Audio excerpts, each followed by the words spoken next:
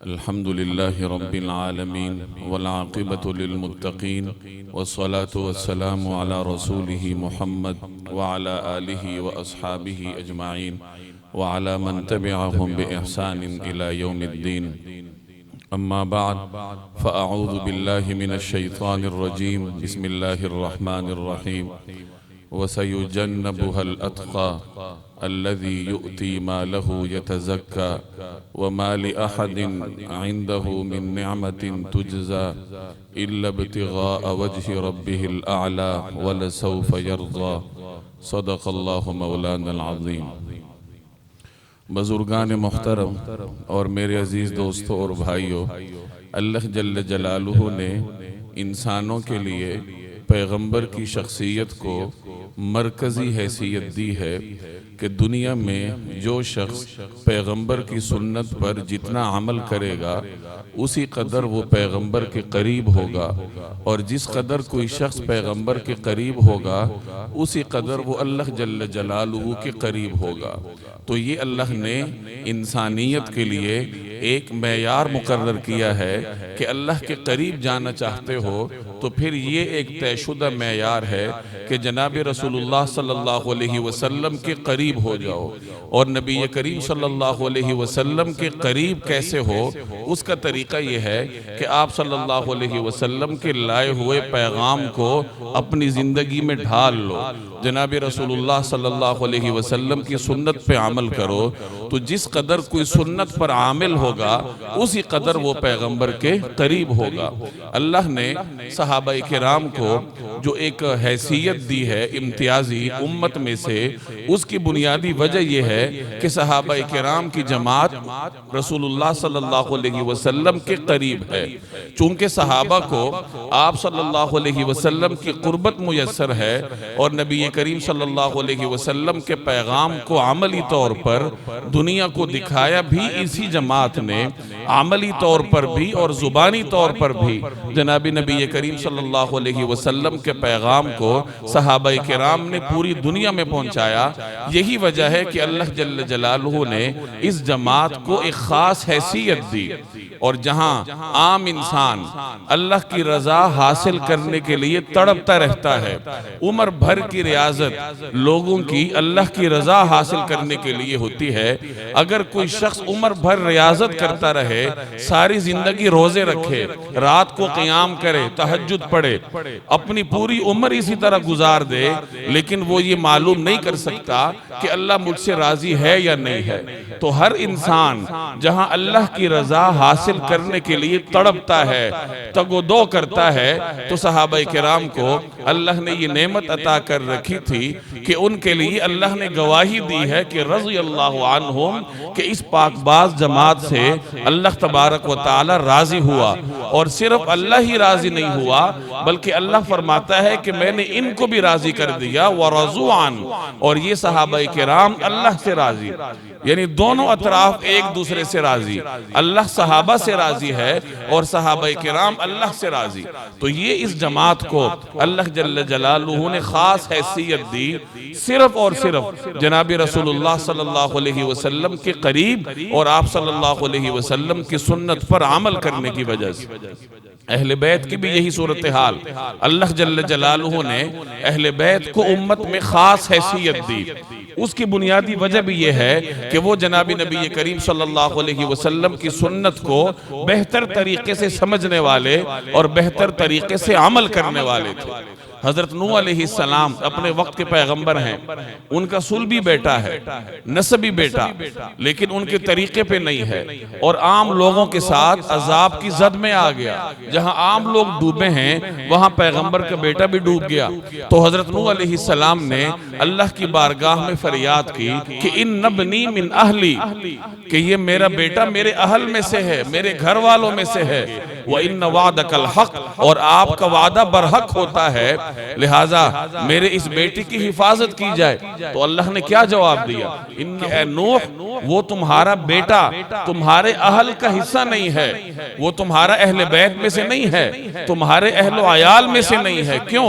इन्नहु अमलुन गैरु सालिह, क्योंकि उसका अमल सालिह नहीं है, उसका अमल पैगंबर वाला नहीं है।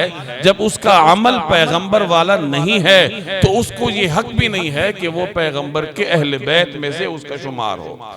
तो बुनियादी चीज अमल है।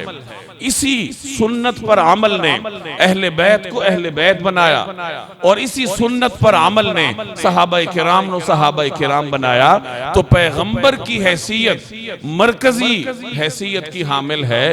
पैगंबर की जो शख्सियत है वो उम्मत के लिए मरकज का दर्जा रखती है कि जो इस मरकज से जितना करीब होगा वो पैगंबर के भी उतना करीब और अल्लाह के भी उतना करीब। और अगर कोई शख्स इस मरकज से दूर हुआ अमल के एतबार से, तो अगर वो जमाने में करीब है, रिश्तेदारी में करीब है या रहन सहन में करीब है, तो ये कुर्बत उसके काम नहीं आने वाली, क्योंकि उसका अमल पैगंबर वाला नहीं है। तो पैगंबर की हैसियत या पैगंबर की शख्सियत ये उम्मत के लिए मरकजी दर्जा रखती है। सहाबाए किराम में सबसे ज्यादा जो रसूलुल्लाह सल्लल्लाहु अलैहि वसल्लम के करीब थे वो हजरत अबू बकर सिद्दीक हैं। और पूरी उम्मत इसको तस्लीम करती है कि हजरत अबू बकर सिद्दीक रजी अल्लाह ताला अन्हु जनाब रसूलुल्लाह सल्लल्लाहु अलैहि वसल्लम के सबसे करीब थे। आपके तमाम मिलने जुलने वालों में से, सहाबाए किराम में से, मोमिनीन की जमात में अगर कोई शख्स पैगंबर के सबसे ज्यादा करीब है तो वो अबू बकर है। यही वजह है कि जनाब रसूलुल्लाह सल्लल्लाहु अलैहि वसल्लम ने हजरत अबू बकर को सिद्दीक का लक़ब दिया। सिद्दीक आप यूं समझ लीजिए कि ये पैगंबर का अक्स होता है, यानी पैगंबर ने तरबियत इस कदर की होती है सिद्दीक की, अपने सबसे करीबी सहाबी की, इस कदर तरबियत कि गोया कि वो उस तरबियत की वजह से कुंदन बनकर सामने आया है। और पैगंबर का अक्स अगर किसी ने देखना हो तो वो सिद्दीक को देख लो। हज़रत शाह वलीउल्लाह रहमहुल्लाह ने इसको एक मिसाल से समझाया कि सिद्दीक का मकाम क्या है। चुनाचे वो ये मिसाल देते हैं कि जब कोई शख्स आईने के सामने खड़ा होता है और अपना अक्स देखता है तो आईना उसको उसी का अक्स दिखाता है। अगर फर्ज कीजिए पैगंबर आईने के सामने खड़ा हो और आईने में उसे अपना अक्स नजर आए, तो जो बाहर खड़ा होगा वो पैगंबर है और अंदर जो अक्स नजर आ रहा है वो सिद्दीक है। फर्क यह है कि बाहर खड़े होने वाली जात नबूवत के मनसब पर फाइज है और जो अंदर अक्स नजर आ रहा है वो पैगंबर का परतौ और अक्स है, लेकिन अल्लाह ने उसको नबी नहीं बनाया, नबूवत के मनसब से वो नीचे है। तो ये हजरत शाह वलीउल्लाह रहमहुल्लाह ने मकाम सिद्दीकियत को समझाया है कि किस तरीके से अल्लाह तबारक व तआला ने नबी करीम सल्लल्लाहु अलैहि वसल्लम की सिफात हजरत अबू बकर सिद्दीक रजी अल्लाह तआला में मुंतकिल की थी। कुरान करीम ने जगह जगह अबू बकर सिद्दीक की तारीफ की है। यही उनकी शान क्या कम है कि अल्लाह तबारक व तआला ने सानी यसनैन में उनको जिक्र किया कि पैगंबर के साथ दूसरा अबू बकर सिद्दीक वाहिद सहाबी हैं जिनका दर्जा सहाबियत कुरान करीम से साबित है। यही वजह है कि अगर कोई शख्स अबू बकर सिद्दीक की सहाबियत का इनकार करता है तो वो कुरान करीम की इस आयत का इनकार करता है और कुरान करीम की एक आयत या एक लफ्ज के इनकार के बाद उस शख्स का दायरा इस्लाम में अदना सी जगह भी बाकी नहीं रहती। तो जी अल्लाह तबारक व तआला ने हजरत अबू बकर सिद्दीक रजी अल्लाह तआला अन्हु को मकाम अता किया था। कुरान करीम में एक जगह अल्लाह तबारक व तआला एक शख्स के हालात बयान करता है कि वह सयुजन्नबुहुल अत्का, पीछे जहन्नम का जिक्र है और यहाँ बयान फरमाया गया कि हम इस जहन्नम से दूर रखेंगे किसको? अल अत्का, उस शख्स को जो सबसे मुत्तकी है। एक तो मुत्तकी और एक मुत्तकियों में सबसे मुत्तकी। तो जो सबसे मुत्तकी है हम उसको जहन्नम से दूर रखेंगे और उसकी सिफत क्या है अल्लज़ी युती मालहू यतज़क्का, जो अपना माल खर्च करता है सिर्फ और सिर्फ इसलिए कि वो पाकीज़गी इख्तियार करे, अल्लाह के करीब हो जाए, अल्लाह तबारक व तआला की रजामंदी हासिल करने के लिए वो शख्स अपना माल खर्च करता है। व माली अहदिन इंदहु मिन निअमतिन तुजज़ा, और ऐसा नहीं है कि किसी शख्स का इसके ऊपर कोई एहसान है जिसका बदला देने के लिए ये खर्च कर रहा है। यानी ऐसा नहीं है कि किसी शख्स के एहसान के जवाब में ये खर्च कर रहा है, बल्कि इसका खर्च क्यों है, इल्ला इब्तिगा वजहि रब्बिहिल आला, वो तो सिर्फ और सिर्फ अपने बुलंद तरीन रब की रजामंदी हासिल करने के लिए खर्च करता है। तो ये कुरान करीम एक शख्स के हालात का नक्शा खींचता है, मंजर कशी करता है। मुफस्सिरीन फरमाते हैं कि इन आयात में हजरत अबू बकर सिद्दीक रजी अल्लाह ताला अन्हु को मुखातब किया गया। अल्लाह जल्ल जलालुहु की मुराद इन आयात में हजरत अबू बकर सिद्दीक हैं। अगरचे आयात के अल्फाज में उमूम है, तो हर वो शख्स इस आयत के जुमरे में आ जाएगा जो अपना माल अल्लाह की रजा के लिए खर्च करता है, अपना कोई जाती मफाद नहीं है, बल्कि सिर्फ और सिर्फ अल्लाह की रजामंदी के लिए अगर कोई शख्स माल खर्च करता है तो वो यकीनन इस आयत में जो मौजूद सिफात हैं उसका हामिल होगा, अजर उसके लिए है। लेकिन इस आयत में इब्तिदाई तौर पर जिसका जिक्र किया गया वो हजरत अबू बकर सिद्दीक हैं, और यही नुक्ता नजर है अक्सर मुफस्सिरीन का। अब अंदाजा लगाइए, यहाँ अल्लाह जल्ल जलालुहु ने हजरत अबू बकर सिद्दीक रजी अल्लाह ताला अन्हु के बारे में दो चीजों की गवाही दी। एक गवाही ये दी अल अत्का, कि अबू बकर सिद्दीक मुत्तकी हैं, और सिर्फ मुत्तकी ही नहीं बल्कि अत्का हैं, मुत्तकीन में भी सबसे मुत्तकी हैं। ये पहली गवाही। और दूसरी गवाही क्या दी कि इल्ला इब्तिगा वजहि रब्बिहिल आला, कि हजरत अबू बकर सिद्दीक जो भी काम करते हैं वो अल्लाह जल्ल जलालुहु की रजामंदी के लिए करते हैं।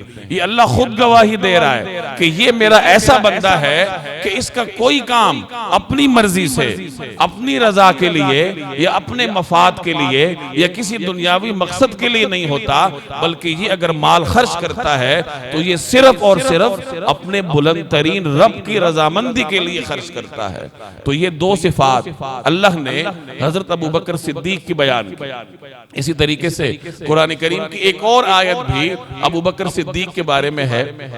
एक सहाबी थे, हजरत अबू बकर सिद्दीक के करीब थे, उनके रिश्तेदारों में से एक साहब थे, और जिस वक्त हजरत आयशा रजी अल्लाह ताला अन्हा पर मुनाफिकीन ने तोहमत लगाई तो वो मुनाफिकीन की प्रोपेगंडे की जद में आ गए। वैसे सही मुसलमान थे लेकिन मुनाफिकीन के प्रोपेगंडे की जद में आ गए, तो वो भी ये प्रचार करने लगे हजरत आयशा रजी अल्लाह ताला अन्हा की तोहमत के बारे में। अबू बकर सिद्दीक हजरत आयशा के वालिद थे, तो उन्हें किस कदर तकलीफ हुई होगी कि इस शख्स के साथ मैं हुस्न सलूक करता हूँ, मैं इसकी किफालत करता हूँ, और ये मेरी बेटी के बारे में इस किस्म की बातें कर रहा है। तो हजरत अबू बकर ने ये तहैया कर लिया कि आज के बाद मैं इसके साथ हुस्न सलूक नहीं करूंगा। तो इस पर कुरान करीम की ये आयत नाजिल हुई, वला यअतली उलुल फज़्ल मिनकुम वस्सा अन युतू उलिल कुर्बा वल मसाकीन वल मुहाजिरीन फी सबीलिल्लाह, कि तुम लोगों में से जो साहिब सरवत हैं उन्हें ये ज़ेब नहीं देता कि वो मिस्कीनों, यतीमों और अल्लाह के रास्ते में हिजरत करने वालों को देने से रुक जाएं। यानी उन्हें अल्लाह के रास्ते में देने से हाथ रोकना ज़ेब नहीं देता। वलियाफू वलियस्फहू, उन्हें चाहिए कि माफ करें, दरगुजर करें। अला तुहिब्बून, क्या तुम ये नहीं चाहते अन यग़फिर अल्लाहु लकुम, कि अल्लाह तुम्हारी मग़फ़िरत करे। अबू बकर सिद्दीक ने जब ये आयत सुनी कि क्या तुम ये नहीं चाहते कि अल्लाह तुम्हारी मग़फ़िरत करे, तो वो पुकार उठे कि यकीनन मैं चाहता हूँ कि अल्लाह मेरी मग़फ़िरत करे। और उन्होंने फिर दोबारा उनके साथ वही सिले रहमी शुरू कर दी, बल्कि पहले से बढ़ चढ़ कर उनके साथ साथ सिले रहमी करने लगे। तो ये कुरान करीम की आयत ने उनको मुखातब किया। मुख्तलिफ मकामात पर जिस शख्सियत के बारे में अल्लाह तबारक व तआला मुख्तलिफ गवाहियां देता है, उनके मुख्तलिफ हालात को बयान करता है, तो इसकी बुनियादी वजह क्या है? पैगंबर की तरबियत, जनाब रसूलुल्लाह सल्लल्लाहु अलैहि वसल्लम की तरबियत, आप सल्लल्लाहु अलैहि वसल्लम की सोहबत और आप सल्लल्लाहु अलैहि वसल्लम के तरीके पर चलने की वजह से और हुजूर अलैहि सलाम के मिजाज शनास होने की वजह से अल्लाह जल्ल जलालुहु ने ये बुलंद मकाम आता किया। नबी करीम सल्लल्लाहु अलैहि वसल्लम ने बारहा मुख्तलिफ मौके पर हजरत अबू बकर सिद्दीक रजी अल्लाह तआला अन्हु की फजीलत बयान फरमाई। चुनाचे एक मौके पे रसूलुल्लाह सल्लल्लाहु अलैहि वसल्लम ने अबू बकर और उमर को मुखातब करके इरशाद फरमाया कि ये दोनों यानी अबू बकर और उमर ये जन्नत के बुजुर्गों के सरदार होंगे सिवाय अंबिया और मुरसलीन के। यानी अंबिया और मुरसलीन के सिवा जन्नत में जितने बुजुर्ग होंगे, जितने बुजुर्गान हैं, उन सब के सरदार अबू बकर और उमर है। और एक मौके पे नबी करीम सल्लल्लाहु अलैहि वसल्लम ने फरमाया कि अबू बकर और उमर ये वो शख्सियात हैं कि इनसे मोहब्बत सिर्फ मोमिन रखेगा और इनसे बुग़्ज़ सिर्फ मुनाफिक रखेगा। यानी अबू बकर और उमर की मोहब्बत ये ईमान की अलामत है और अबू बकर और उमर के साथ बुग़्ज़ रखना ये निफाक की अलामत है। और बेआईनी ही यही इरशाद नबी करीम सल्लल्लाहु अलैहि वसल्लम ने हजरत अली रजी अल्लाह तआला अन्हु के बारे में फरमाया कि अली से वही मोहब्बत करेगा जो मोमिन होगा और अली से वही बुग़्ज़ रखेगा जो मुनाफिक होगा। तो जो इरशाद हजरत अली के बारे में वही इरशाद हजरत शेखैन अबू बकर और उमर के बारे में कि ये वो मुक़द्दस शख्सियात हैं कि इनके साथ मोहब्बत रखना ये ईमान की अलामत है। बल्कि आप यूं कह लीजिए कि ये मुकम्मल सहाबा की जमात के बारे में है कि जितने सहाबा हैं, जो अहले बैत हैं, जितने ये मुक़द्दस शख्सियात हैं, इन मुक़द्दस शख्सियात के साथ मोहब्बत रखना ये ईमान की अलामत है। और इन मुक़द्दस शख्सियात में से किसी एक के बारे में अपने दिल में बदगुमानी रखना ये निफाक की अलामत है। तो नाचे कोई शख्स अगर सारी उम्र मेहनत करता रहे, सारी उम्र सजदे करता रहे, लेकिन उसके दिल में अहले बैत के मुक़द्दस अफराद के बारे में किसी एक के बारे में बदगुमानी है, तो उसके ये सजदे किस काम के। और इसी तरह अगर कोई शख्स सारी उम्र सजदे करता रहे, लेकिन उसके दिल में सहाबाए किराम की मुक़द्दस जमात में से किसी एक फर्द के बारे में अदना सी बदगुमानी है, तो उसके ये सजदे रहेगा। क्योंकि जो ईमान की बुनियादी अलामत है, जब वो उसके अंदर नहीं पाई गई, अब बाकी सजदे करना, नमाजें पढ़ना, इल्म दीन हासिल करना, इसकी फिर क्या हैसियत रह जाती है जब असल जड़ यानी ईमान ही नहीं है। तो ये अल्लाह तबारक व तआला ने हजरत अबू बकर सिद्दीक रजी अल्लाह तआला अन्हु को एक बुनियादी वस्फ अता फरमाया था कि नबी करीम सल्लल्लाहु अलैहि वसल्लम का अक्स अल्लाह जल्ल जलालुहु ने अबू बकर सिद्दीक में मुंतकिल किया था। और मैंने अर्ज किया कि हजरत अबू बकर सिद्दीक रजी अल्लाह तआला अन्हु नबी करीम सल्लल्लाहु अलैहि वसल्लम के सबसे ज्यादा मिजाज शनास थे और यही मिजाज शनासी की वजह थी कि अबू बकर सिद्दीक रजी अल्लाह तआला अन्हु में अल्लाह तबारक व तआला ने जनाबी रसूलुल्लाह सल्लल्लाहु अलैहि वसल्लम के हुक्म पर अमल करने की एक नुमायां खुसूसियत रखी थी कि चाहे कुछ हो जाए, लेकिन पैगंबर का हुक्म और पैगंबर की सुन्नत में कोई अदना कमी नहीं होनी चाहिए। इसकी एक मिसाल आप समझ लीजिए, जब हजरत अबू बकर सिद्दीक रजी अल्लाह तआला अन्हु खलीफा बने, बल्कि इससे थोड़ा पीछे जाइए, नबी करीम सल्लल्लाहु अलैहि वसल्लम की हयात तय्यबा के आखिरी लम्हात थे, आखिरी अय्याम थे।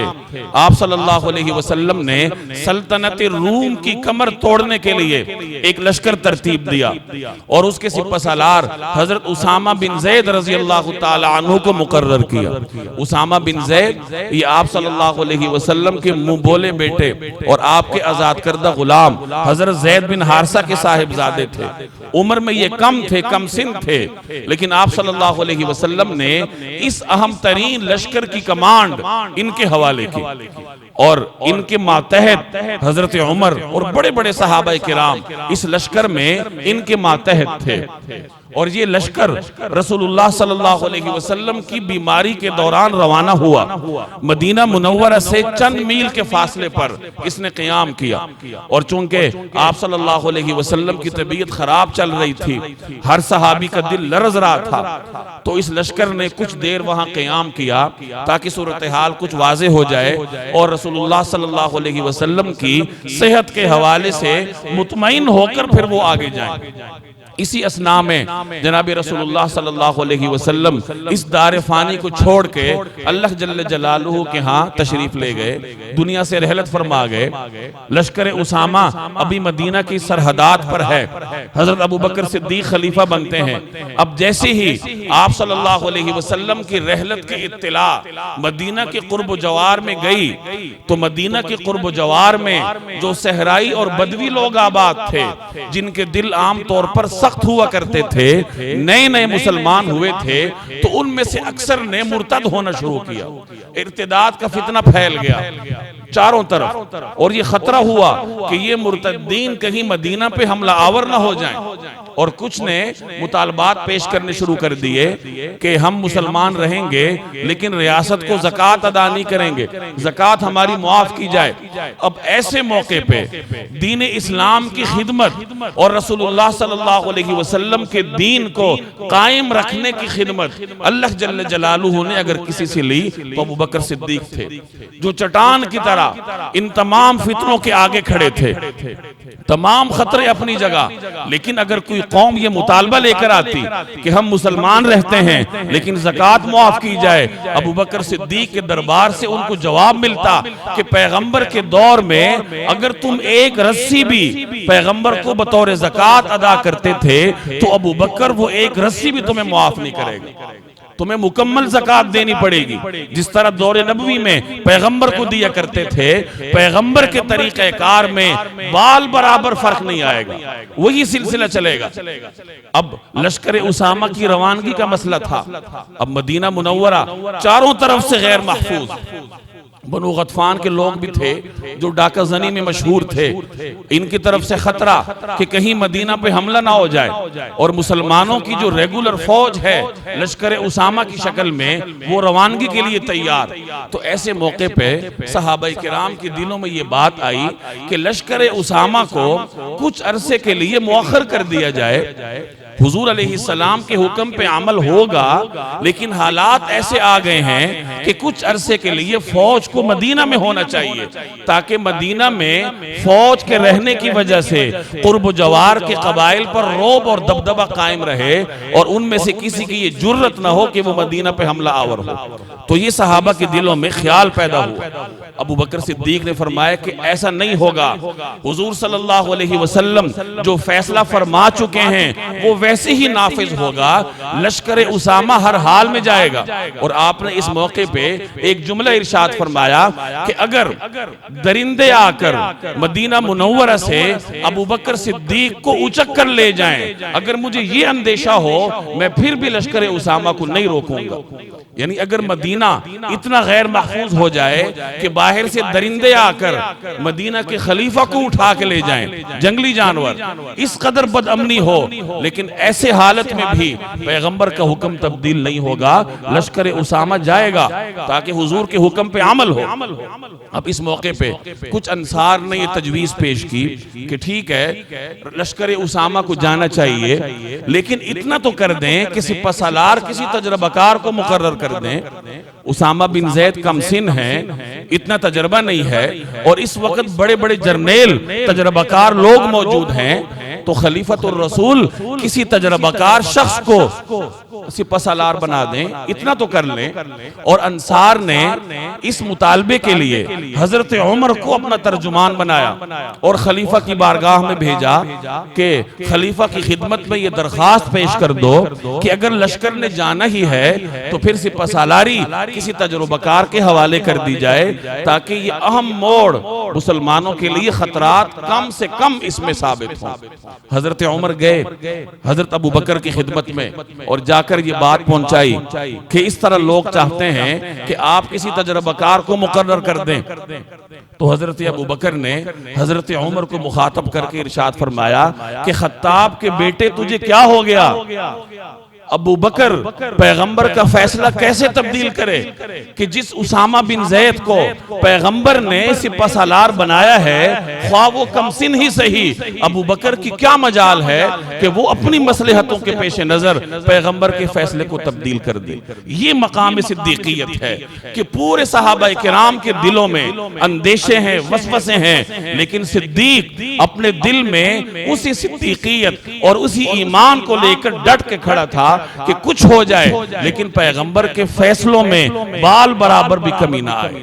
ये मतलब है रसूलुल्लाह सल्लल्लाहु अलैहि वसल्लम के अक्स होने का कि अल्लाह तबारक व तआला ने किस तरीके से नबी करीम सल्लल्लाहु अलैहि वसल्लम का अक्स अबू बकर सिद्दीक में मुंतकिल किया था कि आपके अहकाम को नाफिज करने की सबसे ज्यादा सलाहियत अल्लाह जल्ल जलालुहु ने सहाबा की जमात में अगर अता फरमाई तो अबू बकर सिद्दीक को अता फरमाई। और यही उनका मिजाज कि पैगंबर का हुक्म टूटने ना पाए, यही मजाज फदक के मसले में भी काम आया, जिसको लोगों ने प्रोपेगंडा बनाया है, उसका हकायक को तगयीर करके माअज़ल्लाह रसूलुल्लाह सल्लल्लाहु अलैहि वसल्लम के खलीफा को कोई गासिब कहता फिरता है, कोई क्या कहता है, जितने मुंह उतनी जुबानें। लेकिन इस मसले की हकीकत क्या है? रसूलुल्लाह सल्लल्लाहु अलैहि वसल्लम को अल्लाह तबारक व तआला ने मुख्तलिफ अमवाल अता किए थे। वक्त मुख्तसर है, मैं मुख्तसर अल्फाज में इस मसले का थोड़ा सा पस मंजर आपके सामने अर्ज करता हूँ ताकि दिमाग पर से गर्दो गुबार हटे। बहुत सारे लोग, बड़े अच्छे अच्छे लोग इस मसले के बारे में आजकल सवालात करते फिरते हैं कि ये मामला क्या था। तो समझ लीजिए कि नबी करीम सल्लल्लाहु अलैहि वसल्लम को अल्लाह तबारक व तआला ने मुख्तलिफ तरीकों से आमदन अता फरमाई थी। एक पहले ये नुक्ता समझ लीजिए कि अल्लाह ताला ने नबी करीम सल्लल्लाहु अलैहि वसल्लम को इख्तियार दिया था कि आप चाहें तो बादशाह रसूल बन जाएं जैसे सुलेमान थे, और अगर आप चाहें बंदे और रसूल बन जाएं। और आब्दन रसूलन, ये जो मर्तबा है ये मलिकर रसूलन से बालातर है। नबी करीम सल्लल्लाहु अलैहि वसल्लम ने अपने लिए इस मर्तबे को मुंतखब किया कि मैं आब्द और रसूल बनना चाहता हूँ। और आब्द और रसूल का फिर ये काम होता है कि वो अपनी मर्जी से किसी को कुछ अता नहीं करता, बल्कि जैसे अल्लाह जल्ल जलालुहु की मंशा होती है वैसे वो करता है। अल्लामा इब्नुल क़य्यिम ने इस मसले पर बड़ी तफसील से रोशनी डाली है कि नबी करीम सल्लल्लाहु अलैहि वसल्लम ने किस तरीके से अपने लिए आब्द और रसूल का मनसब इख्तियार फरमाया। चुनाचे अल्लाह ने आपके लिए, आपकी आमदन के लिए मुख्तलिफ अमवाल का बंदोबस्त फरमाया था। उनमें से कुछ अमवाल ऐसे थे जो किसी ने आपके लिए हिबा कर रखे हों, जैसे मुखैरीक यहूदियों के एक बड़े आलिम थे। इनके मुसलमान होने में इख्तिलाफ है, लेकिन नबी करीम सल्लल्लाहु अलैहि वसल्लम के साथ इनको हद दर्जे की मोहब्बत थी। ग़ज़वा उहद में ये शरीक हुए और उसी में मुशरिकीन के हाथों कत्ल हुए। तो इन्होंने ये वसीयत की थी कि मेरे जितने अमवाल हैं वो मेरे बाद जनाब रसूलुल्लाह सल्लल्लाहु अलैहि वसल्लम के लिए होंगे। और ये बड़े मालदार शख्स थे, इनके 7 बागात थे। अब इनके बाद वो 7 के साथ जनाब रसूलुल्लाह सल्लल्लाहु अलैहि वसल्लम के तसर्रुफ में आ गए। पहले नंबर पर ये मुखैरीक के बागात थे। दूसरे नंबर पर अल्लाह जल्ल जलालुहु ने नबी करीम सल्लल्लाहु अलैहि वसल्लम के लिए माल गनीमत के खुम्स में से हिस्सा मुकर्रर किया था कि जो मुसलमानों को जंग के दौरान गनीमत होती है उसका 5वां हिस्सा निकाला जाता है, खुम्स कहते हैं उसको। और वो खुम्स पैगंबर के तसर्रुफ में है और पैगंबर उस खुम्स को अल्लाह जल्ल जलालुहु की हिदायत के मुताबिक इस्तेमाल करते थे। तो ये दूसरा जरिया था। और तीसरा जरिया माल फै था। माल फै उस माल को कहा जाता है जो बगैर लड़ाई के मुसलमानों के हिस्से में आए। किसी इलाके को मुसलमान फतह कर लें, सुलह के नतीजे पंजे में जहां मुसलमानों को लड़ना न पड़े, तो उसको माल फै कहा जाता है। और ये माल फै भी अल्लाह तबारक व तआला ने नबी करीम सल्लल्लाहु अलैहि वसल्लम के तसर्रुफ में दिया था। और आप सल्लल्लाहु अलैहि वसल्लम अल्लाह जल्ल जलालुहु की हिदायत की रोशनी में माल फै में तसर्रुफ फरमाते थे। चुनांचे कुरान करीम में इसके बारे में वाज़िह हिदायत मौजूद है।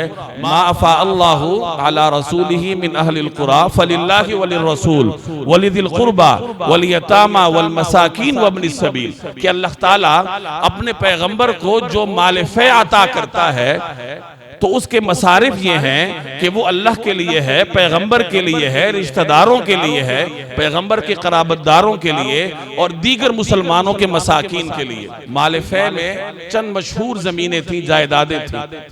एक बनु नज़ीर की जायदाद थी, ये यहूदियों का कबीला था जो मदीना के अंदर आबाद था। और नबी करीम सल्लल्लाहु अलैहि वसल्लम ने जब इनके खिलाफ फौजी कार्रवाई का फैसला किया तो इन्होंने शिकस्त तस्लीम की और सुलह की दरखास्त की। तो आप सल्लल्लाहु अलैहि वसल्लम ने इनकी जान बख्शी कर दी और इनको मदीना से बाहर निकाल दिया। तो ये सारी जायदाद बनु नज़ीर के यहूदियों की मुसलमानों के कब्जे में आई थी बगैर लड़े। तो चूंकि ये माल फै था तो ये माल फै बराह रास्त जनाब रसूलुल्लाह सल्लल्लाहु अलैहि वसल्लम के तसर्रुफ में था। तो पहला माल फै बनु नज़ीर की जायदाद थी। दूसरा माल फै खैबर के 2 किले थे। खैबर में 8 किले थे। 2 किले ऐसे थे जिन्होंने सुलह की, बगैर लड़े मुसलमानों के हिस्से में आए। तो ये 2 किले माल फै बन गए और माल फै की हैसियत से ये जनाब रसूलुल्लाह सल्लल्लाहु अलैहि वसल्लम के तसर्रुफ में आए। खैबर में एक तीसरा किला भी हुजूर अलैहिस्सलाम के तसर्रुफ में था जो बतौर खुम्स के आपको मिला था। तीसरे नंबर पर फदक के बागात थे, यहाँ भी यहूदी आबाद थे। और जब खैबर में यहूदियों को शिकस्त हुई तो फदक के यहूदियों ने दरखास्त की कि हमारे साथ आप सुलह कर लीजिए, हम फदक की जो आधी आमदन है वो हम आपको देंगे। तो उन्होंने आधी आमदन यानी 50% पर मुसलमानों के साथ सुलह कर ली। अब जब ये 50% हिस्सा मुसलमानों के हिस्से में बगैर लड़े आया तो ये माल फै था और ये बराह रास्त जनाब रसूलुल्लाह सल्लल्लाहु अलैहि वसल्लम के तसर्रुफ में आया। इसी तरीके से वादी ज़िल कुरा, वहां कुछ यहूदी थे जो इस इलाके में 2 तिहाइयों के मालिक थे। इन्होंने नबी करीम सल्लल्लाहु अलैहि वसल्लम के साथ निस्फ पर सुलह की। तो इनका 1 तिहाई रसूलुल्लाह सल्लल्लाहु अलैहि वसल्लम के तसर्रुफ में माल फै की हैसियत से आया। तो ये माल फै की मुख्तलिफ मद्दात थे। एक तो मुखैरीक के बागात थे जो बतौर हिबे के, बतौर तोहफे के आप सल्लल्लाहु अलैहि वसल्लम के तसर्रुफ में आए। और दूसरे नंबर पर माल फै की ये जायदादें थी, बनु नज़ीर के अमवाल थे और खैबर के 2 किले थे, फदक का आधा हिस्सा था और वादी ज़ुल कुरा का 1 सुलुस था। और तीसरे नंबर पर खुम्स में जो खैबर का 1 किला आपको मिला था। तो ये तमाम जायदादें जनाब रसूलुल्लाह सल्लल्लाहु अलैहि वसल्लम के तसर्रुफ में थी। और अपने जमाने में आप सल्लल्लाहु अलैहि वसल्लम इनमें तसर्रुफ इस तरह फरमाते थे कि बनु नज़ीर की जायदाद में से, उसकी आमदन में से अज़वाज मुतहरात को सालाना नफ़क़ा मिलता था और जो बाकी बच जाता वो मुसलमानों में तकसीम होता। इसी तरीके से खैबर के जो 3 किले थे, फदक के जो बागात थे, तो इस माल फै में मजमूई तौर पर आप सल्लल्लाहु अलैहि वसल्लम का ये तर्ज अमल था कि अहले बैत के मसारिफ को निकाल कर जो बाकी बचता था वो मुसलमानों के फलाह और बहबूद में नबी करीम सल्लल्लाहु अलैहि वसल्लम खर्च फरमाते थे। और जब आप सल्लल्लाहु अलैहि वसल्लम इस दुनिया से तशरीफ ले गए तो हजरत सैयदा फातिमा रजी अल्लाह ताला अन्हा हजरत अबू बकर सिद्दीक रजी अल्लाह ताला अन्हु के पास तशरीफ ले गईं। हजरत फातिमा के सामने ये मसला था कि चूंकि ये रसूलुल्लाह सल्लल्लाहु अलैहि वसल्लम की जायदाद है तो ये बतौर विरासत हमें मिलनी चाहिए। तो उन्होंने हजरत अबू बकर सिद्दीक रजी अल्लाह ताला अन्हु के पास तशरीफ ले जाकर ये मुतालबा किया। अबू बकर सिद्दीक के इल्म में हुजूर सल्लल्लाहु अलैहि वसल्लम का ये फरमान था कि अंबिया किराम के पास जो कुछ होता है वो बतौर विरासत के आगे मुंतकिल नहीं होता, बल्कि वो उम्मत के लिए सदका होता है।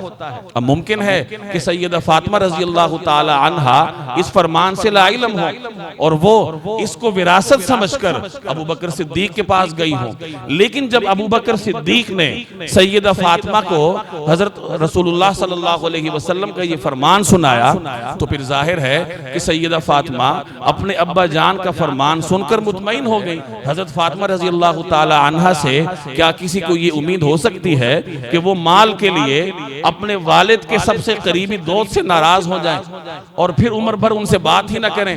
और ये किसके बारे में? जो खातून जन्नत हैं, जिनको नबी करीम सल्लल्लाहु अलैहि वसल्लम ने तरबियत ऐसी की कि सबको गुलाम दिए, इनको नहीं दिया। तो जिनकी तरबियत ही ऐसी हुई हो, उसके बारे में ये नुक्ता नजर रखना कि उन्होंने जायदाद के लिए, माल के लिए अपने वालिद के सबसे करीबी दोस्त से उम्र भर बात नहीं की होगी और फिर ये हो गया, फिर वो हो गया।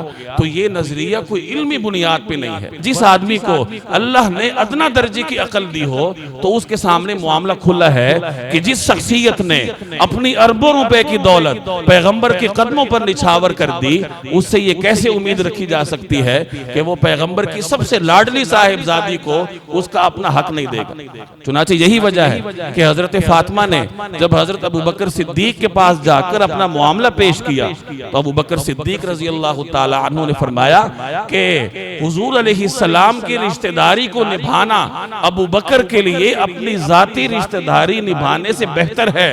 मैं आप लोगों को तरजीह देता हूं, लेकिन मामला पैगंबर के हुक्म का है और वो अबू बकर नहीं तोड़ सकता।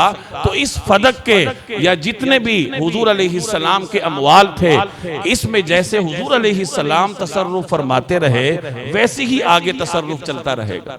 और सैयदा फातिमा इस पर बिल्कुल मुतमईन होकर तशरीफ लेगी। और हजरत अबू बकर सिद्दीक ने ये जितने भी अमवाल फै थे, इनका निगरान किसको बनाया? हजरत अली को बनाया। हजरत अली के सपुर्द किए और फरमाया कि जैसे हुजूर सल्लल्लाहु अलैहि वसल्लम अमवाल फै में तसर्रुफ करते थे, वैसे आप सरकारी तौर पर तसर्रुफ करें। और हजरत उमर ने भी अपने दौर में हजरत अली को ही अमवाल फै का निगरान बनाए रखा। हजरत उस्मान के दौर में भी हजरत अली अमवाल फै के निगरान थे। और हजरत अली अपने दौर में जब खुद खलीफा हैं, तो फिर भी उन्होंने अमवाल फै में वही तसर्रुफ जारी रखा जो अबू बकर सिद्दीक के जमाने से चला आ रहा था। तो हजरत इमाम ज़ैनुल आबिदीन के बेटे थे हजरत ज़ैद बिन अली, जो शहीद हुए थे, उनसे किसी ने पूछा, उनके जमाने में यही प्रोपेगंडे थे जो आज आप सुनते हैं। तो उनसे किसी ने पूछा कि आप हजरत फातिमा के पोते हैं, आप इसके बारे में क्या कहते हैं कि अबू बकर सिद्दीक ने जो फैसला किया वो कैसे किया? तो ज़ैद बिन अली की ये बात रिकॉर्ड पर है और ये अहले सुन्नत और अहले तशरीह दोनों के हदीसी लिटरेचर में उनका ये जुमला मौजूद है कि ज़ैद बिन अली ने फरमाया कि अगर अबू बकर की जगह मैं होता तो मैं भी यही फैसला करता कि जब ये पैगंबर का फैसला है, तो फिर क्या अबू बकर, क्या ज़ैद बिन अली, क्या कोई और वो कैसे तब्दील कर सकता है? तो मेरे भाई, इन मामलात में कोशिश ये होनी चाहिए कि सहाबाए किराम हो, अहले बैत हो, ये दोनों हमारे ईमान का हिस्सा हैं। और इन दोनों में सियासी पार्टीबाजी करना ये इस कायनात का सबसे बड़ा फितना है। हजरत अली रजी अल्लाह ताला अन्हु से दर्जे तवातुर के साथ मरवी है कि उन्होंने एक मौके पे इरशाद फरमाया कि रसूलुल्लाह सल्लल्लाहु अलैहि वसल्लम की उम्मत में अगर दो अफजल लोग हैं तो अबू बकर और उमर है। तो उन हजरात के दरमियान इस किस्म के ताल्लुकात थे, एक दूसरे के साथ बिरादराना ताल्लुकात। और क्यों ना हो कि पैगंबर के बराह रास्त शागिर्द हैं, ये लोग पैगंबर के बराह रास्त तरबियत याफ्ता हैं, हुजूर अलैहिस्सलाम का अक्स हैं। अल्लाह जल्ल जलालुहु ने आपके जिम्मे जो फरीजा आयत किया था, इन्हीं मुकद्दस शख्सियात के वास्ते से ये दीन हम तक पहुंचा है। अगर मेरे दिल में सहाबा के बारे में बदगुमानी है, अहले बैत के बारे में बदगुमानी है, तो ये कोई मामूली बात नहीं है। ये मैं इस्लाम की बुनियादों पर तेशा चला रहा हूँ। अल्लाह जल्ल जलालुहु मेरी और आपकी हिफाजत फरमाए। वमा अलैना इल्लल बलाग।